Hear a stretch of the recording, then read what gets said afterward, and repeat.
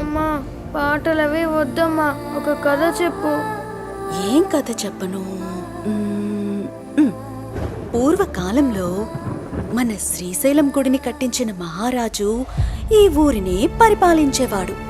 అప్పుడు పక్కనే ఉన్న శత్రు మహారాజు మన ఊరి మహారాజునే ఎదిరించి ఒక పెద్ద యుద్ధం చేశాడు. మన మహారాజుని ఓడించటానికి బోలెడంత మంది వచ్చారట.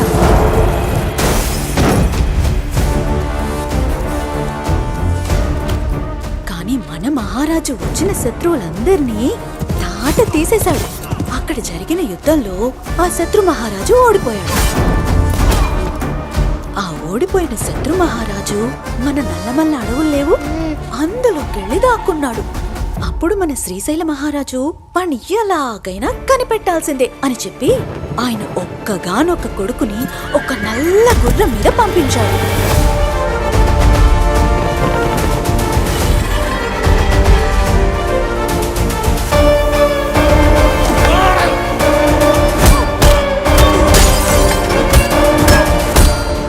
మహారాజు కొడుకు ఎప్పుడొస్తాడా అని మన శ్రీశైలం ప్రజలందరూ కళ్ళు కాయలు కాచేలా ఎదురు చూశారు. అమ్మా, మహారాజు కొడుకు వచ్చారా లేదా శత్రురాజు ఆయన ఏమైనా చేశారమ్మా?